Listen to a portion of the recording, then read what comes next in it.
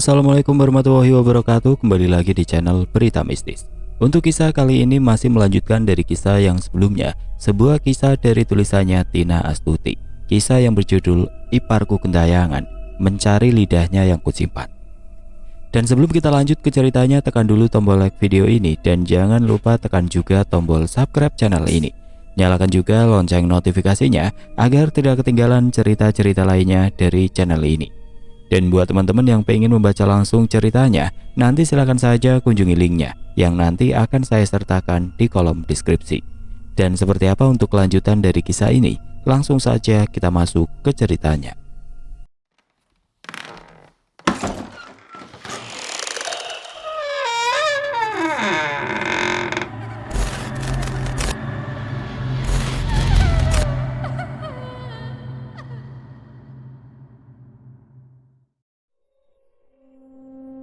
Triana menonton televisi bersantai menikmati tontonan sinetron kesukaannya. Assalamualaikum, panggil seseorang dari luar sambil mengetuk pintu. Triana membukakan pintu dan melihat suaminya pulang dengan membawa sekotak martabak. Abang? Kaget Triana tidak menyangka jika Ilyas menyempatkan pulang, walaupun hanya sebentar sekedar membawakan martabak untuk istrinya. Abang gak kerja? Tanya Triana menyuguhkan teh hangat. Kerja, bentar lagi berangkat nih, jawab Ilyas sambil menikmati teh hangat dan sebentar menemani Triana menikmati makanan yang dibawakannya. Triana memilih tidak menceritakan dan mengadu kepada suaminya ketika para keponakannya datang dengan marah-marah dan membentaknya karena telah menyakiti Marina. Ilyas menepuk tangan Triana yang sejak tadi termenung, ada yang dipikirkan. Ada apa, Dek? Tanya Ilyas menatap manik Triana. Tidak apa bang, cuma ingat sesuatu saja. Setelah bersiap, Ilyas langsung pamit lagi. Di saat Triana mengantarkan suaminya ke depan rumah bersama dengan iparnya, Amar juga sedang menyalakan motornya. Di saat Ilyas menyapa Amar, saudara satu ibu itu hanya membuang pandangan. Tidak sedikit pun menoleh atau menjawab sapaan Ilyas. Terlihat Ilyas menghembuskan nafasnya, tanda ia merasa bersalah dan tidak enak hati karena tidak didengar oleh saudaranya. Ya udah, abang berangkat ya. Jangan lupa pintu semua harus dikunci. Apalagi sekarang lagi musim maling berkeliaran. Ujar Ilyas tidak pernah lupa untuk mengingatkan Triana yang ditinggal sendirian. Iya bang, tenang saja. Sepertinya Ilyas dan hilang di tikungan, Triana langsung masuk. Lumayan senang Triana ketika suaminya pulang dengan membawakan makanan kesukaannya. Walaupun hanya sebentar, tapi perhatian kecil itu mampu membuatnya tersanjung. Saat hendak menutup pintu kembali, Triana sedikit memperhatikan rumah iparnya itu. Terlihat dua anak Marina sedang terburu-buru dan masing-masing mengendarai sepeda motornya. Terdengar suara Marina yang nyaring dengan suara yang meninggi. Pulangnya jangan malam-malam. Dasar anak gak guna. Kerjanya cuma nongkrong habisin duit. Kerja gak mau, bisanya cuma minta duit. Gerutu Marina marah kepada Ferdi yang melajukan motornya tanpa menghiraukan ucapan ibunya. Yang satu alasan sekolah, malah bolos dan sibuk pacaran.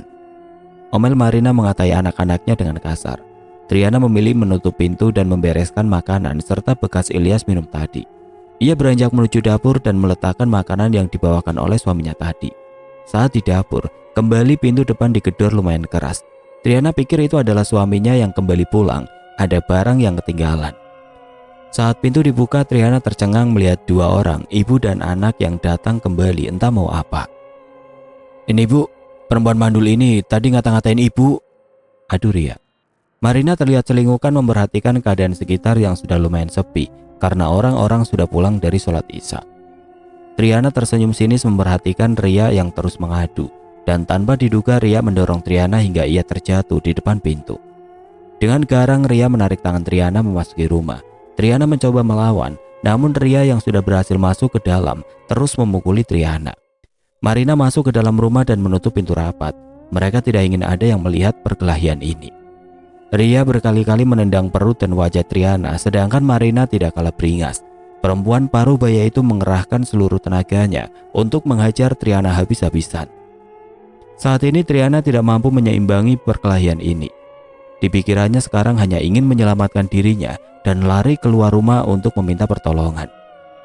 Namun Ria dan Marina terus mengajarnya, sedangkan ia hanya bisa berteriak minta tolong Bahkan Ria beberapa kali menamparnya hingga membuat sudut bibir Triana berdarah.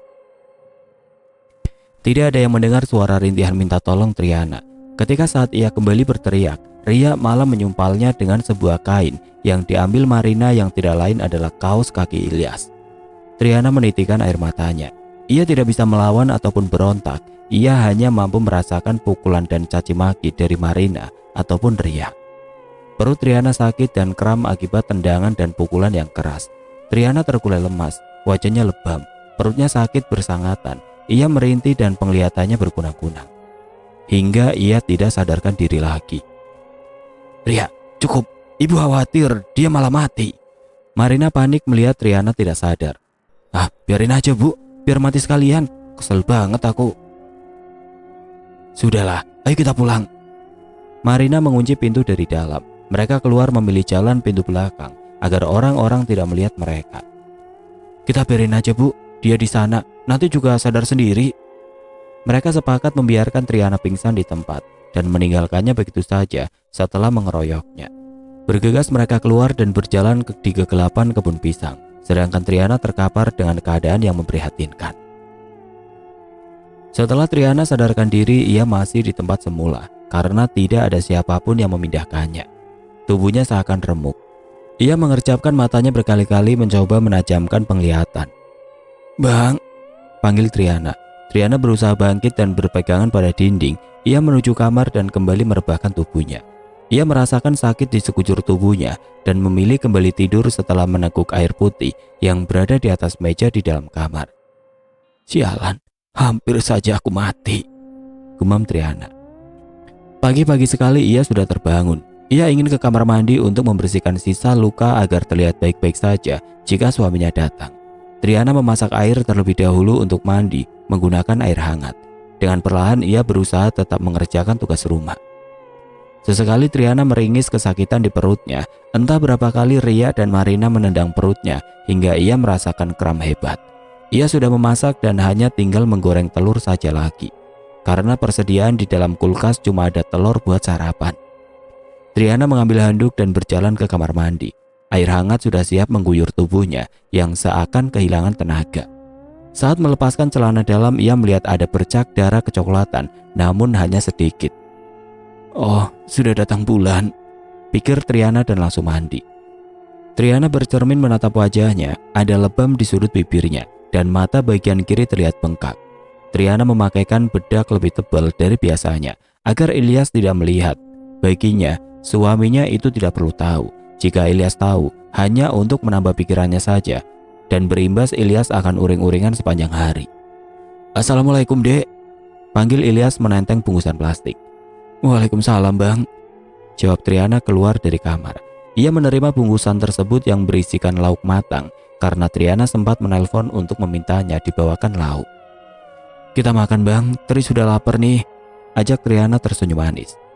"Ayo, abang juga," sahut Ilyas sambil memperhatikan wajah istrinya yang kelihatan sedikit memoles make up dengan tebal. "Tumben pakai make up, atau mau membuat abang makin terpesona dan ingin diberikan hak?" canda Ilyas sambil memeluk pinggang istrinya.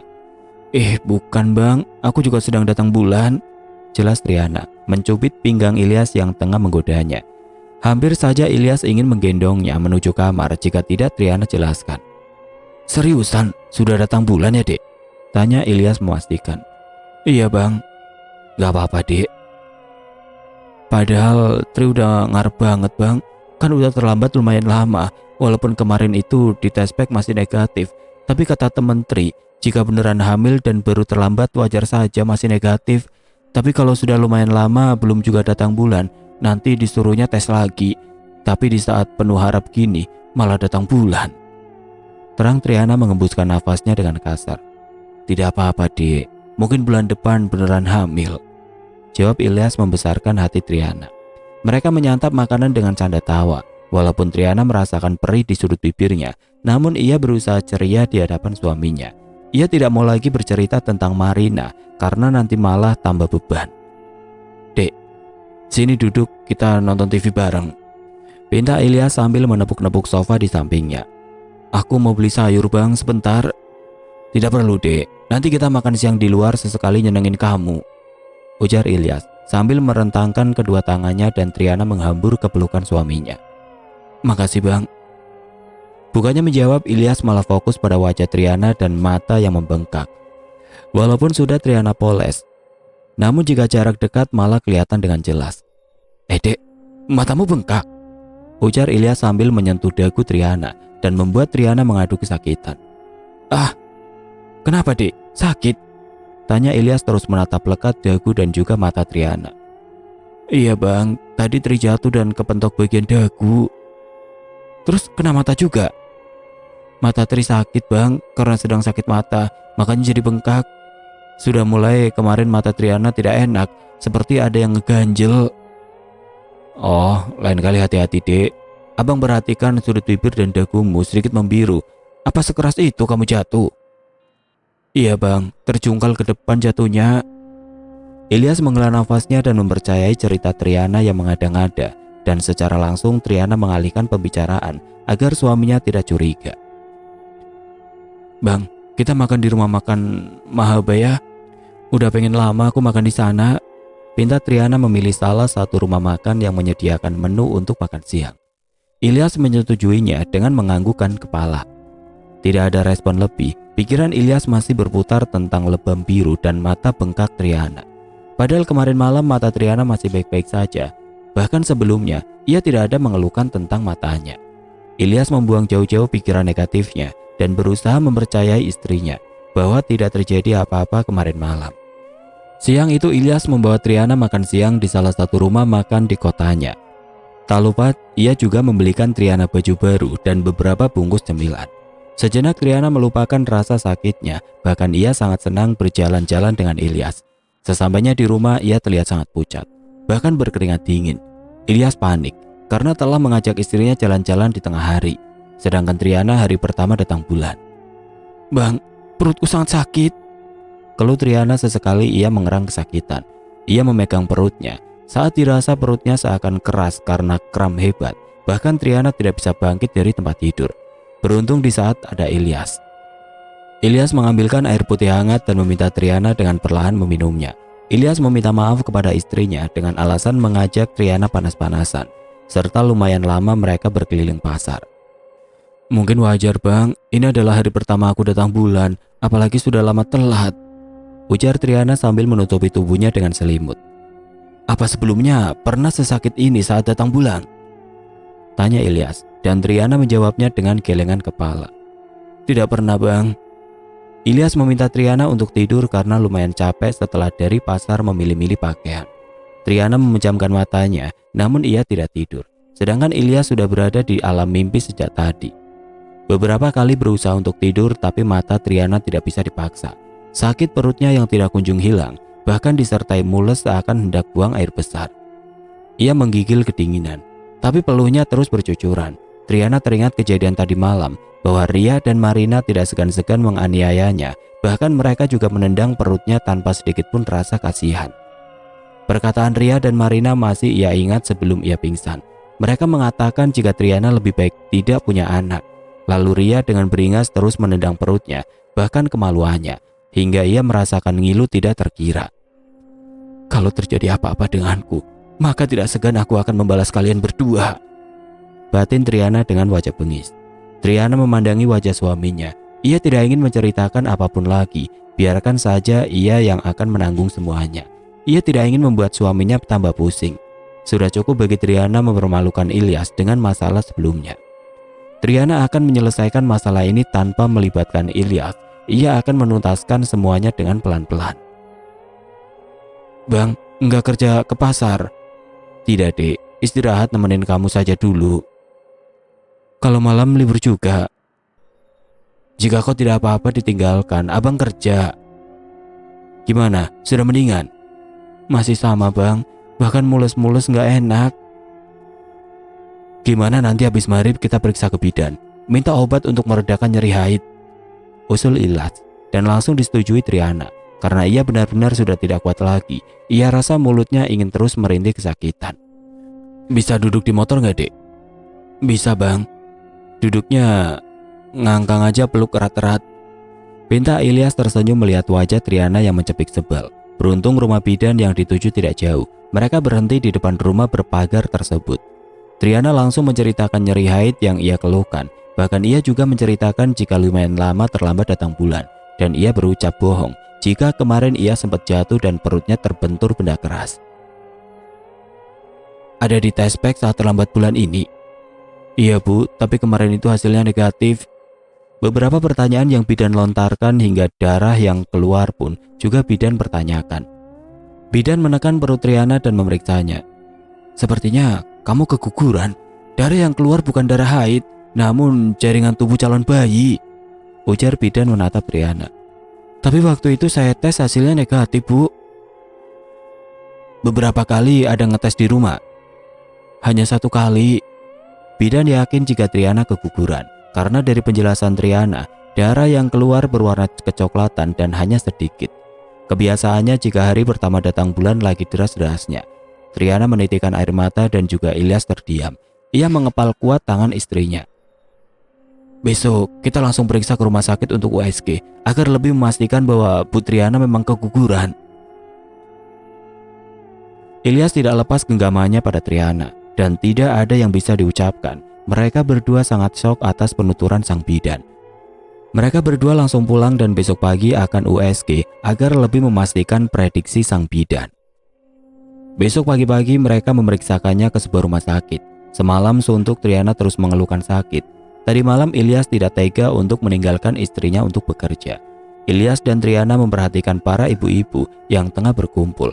Triana berusaha memaksakan tersenyum saat melewati para ibu-ibu tersebut agar terlihat baik-baik saja. Ngapa Tri? Kok kayak lagi sakit? Tanya Bu Wiwi memperhatikan wajah Triana. Iya Bu, lagi gak enak badan, jawab Triana sekenanya dan langsung berangkat menuju rumah sakit. Mereka berdua tampak mengantri untuk mendapatkan giliran setelah sebelumnya sudah mendaftarkan diri di depan. Setelah menunggu hampir berjam-jam, nama Triana akhirnya dipanggil juga. Dengan harap-harap cemas, Triana masuk ditemani Ilyas. Nyonya Triana Yuli. Tenang ya dek, apapun yang terjadi sudah atas kehendaknya, bisik Ilyas menuntun Triana masuk ke sebuah ruangan serba putih. Saat di dalam, Triana menjelaskan semuanya termasuk tentang prediksi bidan sebelumnya. Dokter tersebut nampak manggut-manggut dan langsung meminta Triana untuk berbaring. Pemeriksaan selesai. Triana kembali duduk di tempat semula dan dokter bermata sipit itu menjelaskan jika Triana memang benar-benar hamil, namun sudah luruh alias keguguran.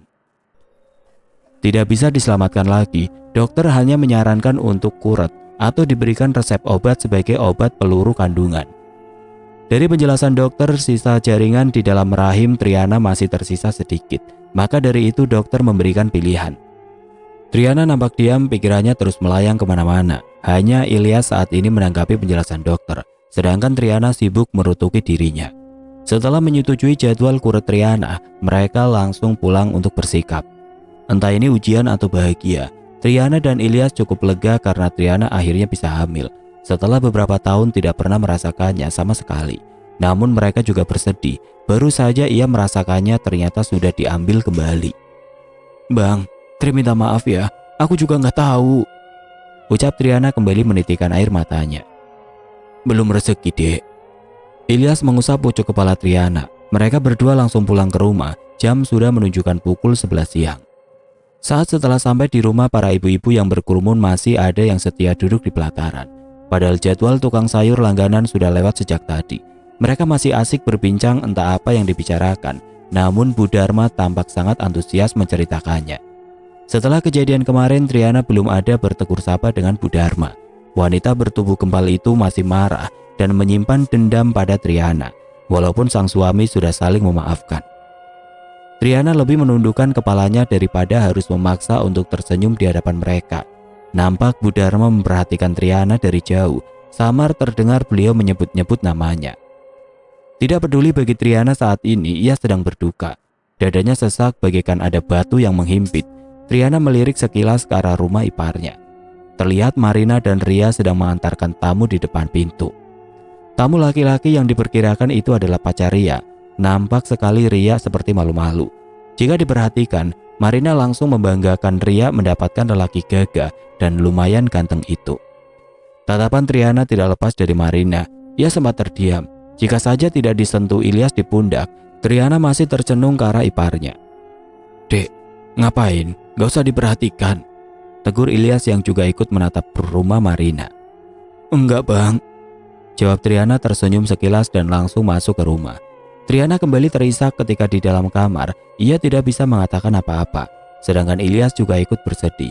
Entah sedih telah kehilangan calon anak mereka atau bersedih melihat istri tercinta yang baru saja kehilangan. Entahlah, bagi Ilyas ia pun juga merasakan sakit. "Dek, makan dulu yuk. Habis ini biar kita siap-siap. Sore ini jadwalnya. Gak lama kok dek. Sisa jaringan yang masih tertinggal langsung dibersihkan. Semoga setelah keguguran ini selanjutnya kamu bisa hamil kembali." "Tapi gak bisa langsung juga. Kata dokternya, kamu KB dulu. Istirahatkan rahim minimal 3 bulan. Sambung Ilyas terus menyemangati istrinya. Triana melunak, ia akhirnya makan walaupun hanya beberapa suap. Setelah itu Ilyas langsung menyiapkan apa yang perlu dibawa ke rumah sakit. Sebelumnya ia sudah meminta izin tidak masuk karena ada sesuatu mendesak sebagai alasan, yaitu menemani Triana. 3 hari sejak kejadian perkelahian itu yang mengakibatkan Triana keguguran, Triana sudah mulai membaik dan sudah bisa menerima takdirnya. Namun sakit hatinya kepada Marina terus bertambah subur. Kejadian itu masih Triana rahasiakan kepada Ilyas. Sudah berlalu juga dan ia juga sudah membaik, walaupun perasaannya terus meledak-ledak. Setelah sejak ia keguguran dan pulang dari rumah sakit, Triana tidak pernah keluar rumah lagi dan berusaha tutup telinga dari ocehan ibu-ibu di luar sana. Tidak ada perkelahian lagi, bertatap muka dengan Marina saja tidak ada lagi, walaupun Triana sering melihat wanita itu, namun dengan jarak jauh. "Dek, sore ini bisa abang tinggal kerja boleh tidak?" tanya Ilyas mengagetkan Triana yang sedang termenung di jendela. "Silakan aja bang, aku udah gak apa-apa lagi." "Ya sudah, sore ini abang mulai kerja lagi." Triana memilih berdiam diri di kamar. Sayuran dan lauk hanya Ilyas membelikannya di pasar setelah Ilyas pulang pagi hari. Ia menyempatkan pergi ke pasar membeli kebutuhan buat stok. Jadi tidak perlu repot-repot lagi Triana untuk keluar rumah, apalagi saat ini emosinya masih tidak stabil. Ia tahu ibu-ibu di luar sana pasti sangat kepo. Seperginya Ilyas ke pasar, Triana kembali menangis. Ia masih sering menangis diam-diam tanpa sepengetahuan suaminya. Triana bangkit dari pembaringan. Dilihatnya di luar sedang mendung. Sebelum hujan turun, Triana mengambil jemuran yang masih berada di pelataran rumah. Sangat kebetulan Triana kembali melihat Marina dengan tawa kerasnya ketika mengantarkan Ria yang hendak dibawa oleh laki-laki. Sangat bangga Marina pada anak gadisnya mendapatkan lelaki mapan dengan menaiki sebuah mobil Avanza. "Hati-hati di jalan ya," ujar Marina lantang ketika Ria sudah masuk ke dalam mobil sembari melambaikan tangannya. "Iya bu," jawab Ria tersenyum penuh bahagia yang terpancar di wajahnya. Mobil tersebut melaju meninggalkan Marina yang masih berdiam diri di luar. Triana langsung mengalihkan pandangannya. Begitu pula dengan Marina, ia langsung masuk ke dalam rumah serta membanting pintu dengan keras. Malam sudah bergelayut. Ilyas hanya pulang sebentar, lalu berangkat kerja lagi. Triana menghela nafasnya. Berat sekali ujian yang ia jalani saat ini. Saat ia hendak mengunci pintu, terdengar suara Marina yang memaki-maki dan tidak lama suara motor yang meninggalkan halaman. "Nongkrong mulu, gak perlu pulang sekalian." "Kau mau kemana juga, Fer? Pulang jangan malam-malam banget," sambung Marina menasihati anak bungsunya yang tidak dihiraukan oleh sang anak. "Iya nanti juga pulang," jawab sang anak, seadanya tanpa menoleh kepada sang ibu. Triana tersenyum melihat Marina yang kerap marah-marah kepada 2 anak lelakinya itu, yang tidak bisa dibanggakan selain Ria. Triana hendak langsung tidur, mengingat besok adalah hari ulang tahun suaminya, dan ia berniat untuk memasak menu spesial untuk menyambut kedatangan Ilyas besok pagi. Namun pergerakan Triana terhenti tatkala ia teringat sesuatu yang sudah ia rencanakan sejak lama. Mungkin saat ini adalah kesempatan besar baginya, mungkin takdir berpihak kepadanya. Triana langsung mengganti pakaian dan memakai topi serta masker agar tidak ada yang bisa mengenalinya. Triana tersenyum dan langsung tertawa nyaring. Akhirnya, waktu yang ia tunggu tiba juga. Ia bergegas kembali menyiapkan semuanya dan mengambil kayu yang sudah ia siapkan. Terlebih dahulu ia melihat keadaan sekitar yang sudah sepi. Pengendara pun juga sudah tidak ada yang lewat lagi. Triana menunggu-nunggu waktu sebentar lagi dan mengira-ngira jika salah satu anak Marina tidak ada yang pulang. Triana terus mengintip dan memperhatikan sekitar. Cuaca yang gerimis bahkan sesekali kilatan bersamaan dengan petir yang menyambar memberi tahu jika sebentar lagi akan turun hujan deras. Tepat pukul 10 malam Triana turun dari rumah dan mengendap-endap di gelapnya malam. Matanya selalu awas memperhatikan sekitar, tapi ia yakin jam 10 malam jika di kampung sudah sangat sepi, bahkan orang-orang juga sudah tertidur. Triana mencari cara agar bisa masuk, namun pintu belakang sudah terkunci. Ia berjalan dengan perlahan menuju pintu depan dan ternyata pintu tersebut hanya ditutup rapat saja. Mengingat anak-anak Marina akan pulang di waktu yang tidak tertentu, maka Marina tidak perlu membukakan pintu terlebih dulu jika mereka datang. Itu hanya akan mengganggu tidurnya saja. Triana menyelinap penuh hati-hati. Ia masuk dengan membawa kayu besar. Ia berjalan dengan pelan, bahkan Triana hampir menahan nafas. Ia memperhatikan rumah Marina dan memastikan jika di dalam rumah iparnya ini tidak terdapat CCTV. Triana menyeringnya melihat pintu kamar Marina. "Aku datang, Marina." Triana menghela nafasnya, berjalan santai dan mengatur detak jantungnya yang bertalu-talu agar tetap tenang. Suasana yang sepi disertai gemuruh hujan. Triana dengan leluasa melancarkan aksinya. Parang dan kayu besar sudah ia siapkan. Triana tersenyum saat mengintip dari balik celah pintu yang tidak tertutup rapat. Terlihat Marina yang sedang berbaring membelakanginya. Dengan perhitungan, maka kayu besar ini akan menghantamkan tengkuk Marina. Pak, tepat sasaran. Dan kini Marina mengadu kesakitan. Sempat Marina menoleh kepada Triana dan ingin berteriak meminta tolong. Tapi nihil, di rumah Marina tidak ada siapapun. Dengan cara membabi buta, Triana terus menghantamkan kayu itu hingga Marina pingsan. Triana tersenyum puas melihatnya. "Rasain, wanita butana." Lalu dengan cepat Triana menyeret tubuh Marina yang tidak terlalu besar itu melewati pintu belakang. Ia membawa tubuh iparnya tersebut ke belakang rumahnya yang dipenuhi pohon kelapa dan semak belukar. Bunyi kaki Triana serta tubuh yang diseret menjadi satu dengan hujan yang terus mengguyur yang lama-kelamaan menjadi deras. Triana berdiri di depan lubang yang sudah ia siapkan sejak lama, menyisihkan dedaunan kering dan dahan-dahan yang menutupi lubang tersebut. Di tengah gelapnya malam, Triana melancarkan aksinya. Sesekali kilatan dan petir menyambar-nyambar menerangi alam dengan sekejap. Triana berjongkok sembari menepuk-nepuk pipi Marina yang keriput itu. Wanita itu masih tidak sadar. Ia ingin menyiksa iparnya dahulu sebelum menghabisinya. "Gara-gara kau, aku sering bertengkar dengan suamiku. Aku dipermalukan, aku difitnah dan dihina mandul. Bahkan kau yang sudah membuat aku kehilangan anakku."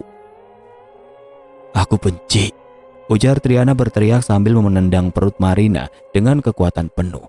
Marina hendak kembali membuka mata. Sempat wanita parubaya itu hendak berteriak, namun Triana menamparnya dengan kuat. Tidak segan-segan Triana terus menendang di bagian bawah perut Marina hingga membuat Marina mengadu kesakitan. "Tolong." Di saat Marina sudah tidak berdaya lagi dan hampir pingsan, bergegas Triana untuk menghabisi nyawa iparnya. Ia tidak mau Marina sampai pingsan lagi. Triana hendak menikmati erangan Marina. Parang yang sudah ia siapkan kini seperti tersenyum melihat ke arah Triana yang tengah berhasil membuat Marina ketakutan. Bahkan untuk lari sudah tidak kuat lagi. Parang yang sedang ia pegang dan diayun-ayunkan seakan menyemangatinya untuk menuntaskan semua ini secepatnya. "Nikmatilah setiap sayatanku." Setelah satu persatu Triana mengasah kemampuannya, tidak lama terdengar suara Marina yang sedang mengorok dan tubuhnya kejang-kejang, pertanda ruh hampir tercabut dari raga. "Akhirnya," lirik Triana menyeringai puas melihat wanita itu. Triana kembali melancarkan aksinya dan bermain dengan tenang sambil matanya tetap awas dengan keadaan sekitar.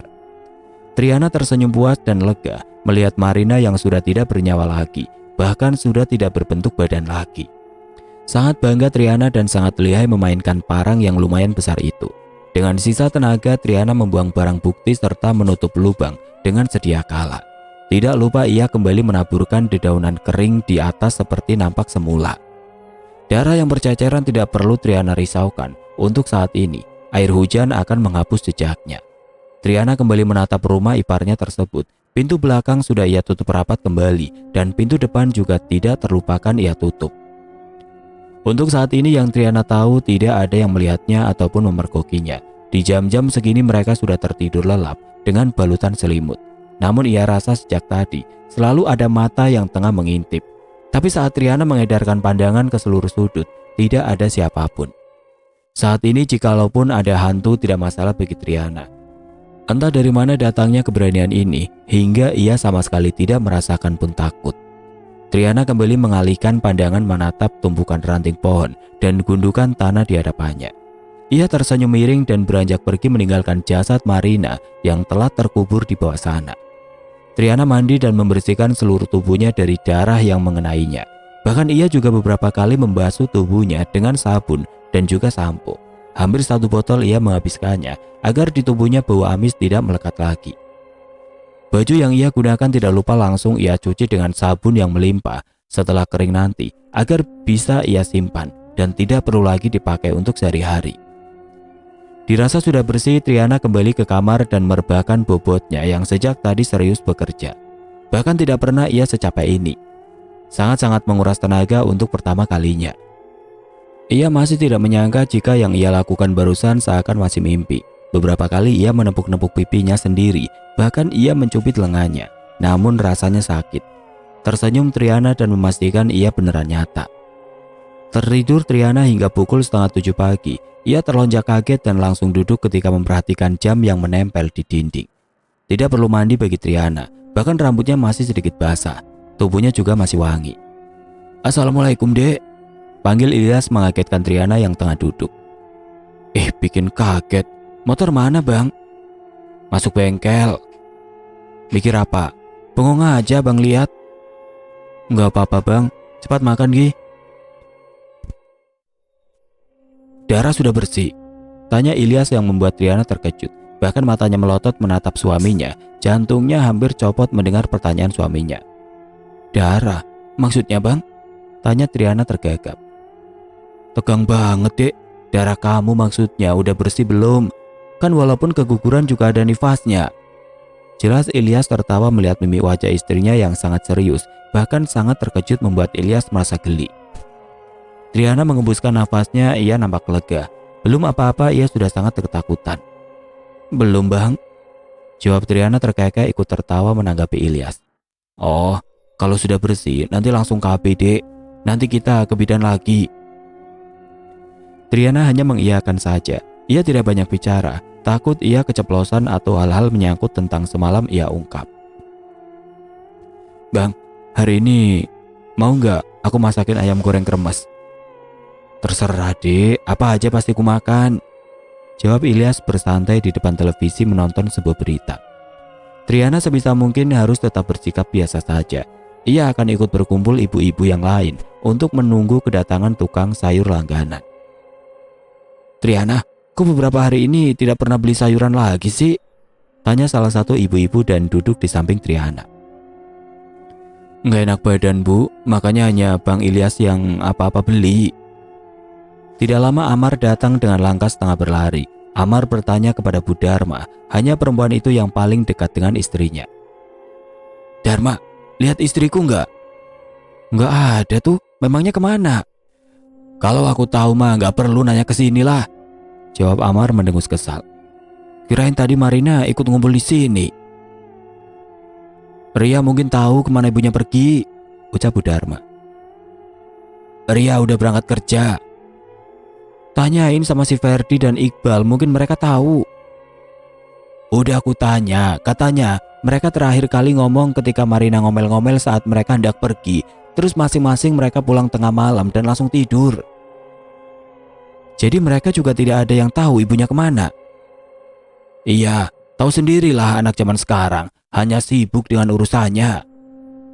Amar kembali pulang ke rumah. Terlihat lelaki yang jauh lebih tua dari suaminya itu sedang berbelanja di tukang kue keliling.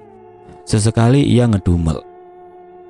"Pulang kerja bukannya disuguhkan makanan, malah ditinggal pergi," ujar Amar geleng-geleng kepala dan ditanggapi oleh Bu Wardah dengan tawanya tukang kue keliling. "Tri, katanya kau kemarin ke rumah sakit melakukan pemeriksaan USG ya? Jadi ini beneran hamil atau hanya konsultasi?" tanya Bu Dharma. dan beberapa ibu-ibu yang ada juga ikut memandang ke arah Triana. Maaf nih Tri, jangan marah. Di sini aku cuma nanya saja. Soalnya menantuku melihat kau dan Ilyas ikut antri di poli kandungan, sambung Bu Dharma.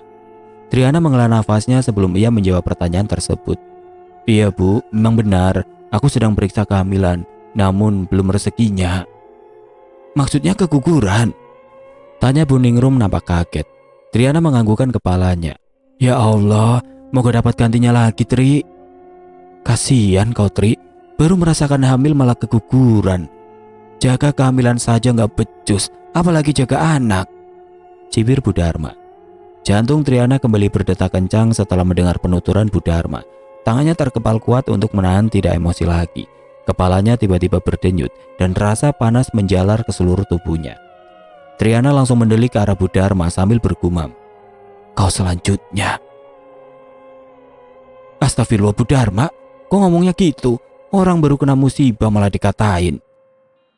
Beruntung tidak ada yang mendengar gumaman Triana. Ia masih diam dan tidak ingin menanggapinya lagi. Lebih baik langsung beraksi daripada banyak ngomong dan akhirnya berkelahi lagi. Lah, bukannya ngatain Bu Ningrum. Aku mau ngomong apa adanya, biar jadi pelajaran untuk Triana ke depannya. Jawab Bu Dharma tidak terima dinasehati. Itu namanya ngatain, iya kan Bu? Tanya Bu Ningrum mencari pembelaan. Nampak mereka serempak menganggukkan kepala sambil tertawa. Bu Dharma mencepik kesal. Bu Dharma, jangan seperti Marina, cukup dia saja, ucap Bu Ningrum. Kasihan Triana udah dapat ipar begitu, malah dapat tetangga kayak sampean lagi. Kok malah saya yang dikata-katai? Enak aja nyamain saya dengan Marina. Baikan saya daripada dia, jawab Bu Dharma masih membela dirinya. Wajar dong, kalian kan memang best friend. Sombong dan songongnya sama saja, timbal yang lain sambil tertawa terbahak-bahak. Ibu-ibu yang lain malah menertawakan Bu Dharma. Wanita parubaya yang satu ini juga sama keras kepalanya dengan Marina. Bahkan mulutnya tidak merasa sedang julid kepada orang. Bu Dharma menjauh duduk dari samping Triana. Masih sama wajahnya seperti biasa. Mau marah atau tidaknya tetap sama. Tadi Amar kesini ngapain? Tanya salah satu ibu-ibu bertanya kepada Bu Dharma. Cari istrinya, sejak ia datang sudah tidak ada di rumah, jawab Bu Dharma. Oh, kehilangan istri toh, ujarnya lagi dan diangguki oleh Bu Dharma. Tidak lama setelah itu tukang sayur langganan datang sambil membunyikan klaksonnya agar ibu-ibu yang masih berada di dalam rumah datang dan menghampiri. Lelaki parubaya itu berhenti sambil sesekali berteriak mengucapkan sayur. Triana dan yang lain langsung menghampiri si mamang sayur. Tidak banyak memilih, ia langsung mengambil ayam dan beberapa sayuran. Berapa Mang? Ayam, terong, cabai dan kacang panjang. Totalnya 32.000, ujar si mamang sambil memasukkannya ke dalam kantong plastik. Triana langsung membayar dan beranjak pergi. Triana menatap Bu Dharma dengan tatapan nanar, sedangkan Bu Dharma membalasnya dengan membuang muka. Namun mulutnya kesana kemari sambil ngedumel. Ngapain Tri, menatap aku segitunya banget? Lagi merhatiin kalung baru aku ya? Ini kalung dibeliin anakku, harganya mahal. Jangan mimpi kamu bisa beli kalung kayak gini, ucap Bu Dharma tersenyum miring. Enggak Bu, siapa juga yang merhatiin kalungmu itu? Aku hanya merhatiin mulut kamu itu, jawab Triana datar. Ngapain merhatiin mulutku? Ginjonya bagus ya? Suka, mau. Harganya mahal, 400.000. Jelas Bu Dharma sambil mengacung-acungkan 4 jari telunjuk ke udara. Halah, sombong banget Dar. Nanti itu ginju di bangunnya juga langsung luntur, timbal Bu Ningrum lagi. Enak aja, ini gak akan luntur. Yang kayak gitu, yang seharga 20.000, jika dibawa makan, langsung hilang. Triana yang sempat terdiam langsung pulang. Ngapain juga tadi aku sempat dengerin dia ngoceh, batin Triana. Harga ginju Triana memang harga 20.000 tidak lebih, tapi lumayan bagus juga. Jika dibawa makan memang langsung luntur. Ada harga, ada kualitas. Assalamualaikum Bang. Waalaikumsalam Dek. Lama banget beli sayurnya. Tadi sempat nunggu Bang, si Mamang katanya tadi kesiangan pergi ke pasar subuhnya. Nggak tidur Bang? Enggak. Dari tadi Abang hanya merhatiin kamu dari jauh. Khawatir kamu emosi dan berkelahi lagi. Jadi Abang kudu waspada. Apalagi abang tadi sempat dengar jika Bu Dharma nanya-nanya hal pribadi, ungkap Ilyas. Sedangkan Triana hanya tertawa mendengar penuturan suaminya. Jadi kamu sudah jelaskan ya, jika kita kemarin ke rumah sakit? Iya bang, biarkan saja mereka tahu jika Tri keguguran, agar mereka tidak bisa mencap aku wanita mandul lagi, jawab Triana dengan wajah yang tertunduk. Kemarin juga ada yang nanya sama abang, tapi abang memilih gak menjawab dan menceritakannya. Abang takut kamu gak suka, dan abang juga menjaga perasaanmu. Iya bang, kemarin memang tidak suka aku, kemarin masih berduka, jawab Triana tersenyum manis sambil menggenggam tangan suaminya. Ayo bang, temenin aku masak di dapur. Duluan aja dek, abang masih asik nonton berita nih, berita pembunuhan dan jasadnya dicor. Mendengar cerita Ilyas, detak jantungnya Triana kembali berdetak tidak karuan, bahkan ia sedikit panik. Perkataan Ilyas tadi sangat ngena di perasaannya. Ya udah, aku ke dapur dulu, ucap Triana meninggalkan Ilyas yang masih duduk di tempat asal. Triana tercenung melihat ke belakang rumahnya. Banyak pohon kelapa yang tinggi dan semak belukar memenuhi sangat rimbun. Ia yakin jasad Marina tidak akan pernah bisa ditemukan. Dek, abang bikin kaget saja. Apa sih yang dilihat di luar? Serius banget sampai segitunya. Toh ayamnya nanti hangus. Ilyas juga ikut menengok keluar jendela yang menghadap ke belakang rumahnya. Kalau lagi masak, jangan ngelamun dek. Iya bang, tadi Tri sedang lihat monyet ada di belakang. Oh, kalau monyet udah biasa dek, kirain liatin apa. Kebetulan kompor tempat Triana memasak persis berhadapan dengan jendela yang menghadap ke belakang rumah. Jika jendela tersebut dibuka, maka pemandangan utamanya adalah semak-semak dan pepohonan liar yang tumbuh tidak beraturan. Jika semak-semak itu dibersihkan, maka persawahan yang tidak begitu jauh dari rumahnya itu langsung terlihat jelas. Namun Ilyas tidak banyak waktu membersihkan semuanya. Kebun pisang di samping rumahnya pun, Ilyas hanya curi-curi waktu jika ia sempat. Oke teman-teman, sampai di sini dulu ceritanya. Nantikan kelanjutan kisah ini di video berikutnya. Agar tidak ketinggalan, klik tombol subscribe channel ini dan nyalakan lonceng notifikasinya. Wassalamualaikum warahmatullahi wabarakatuh.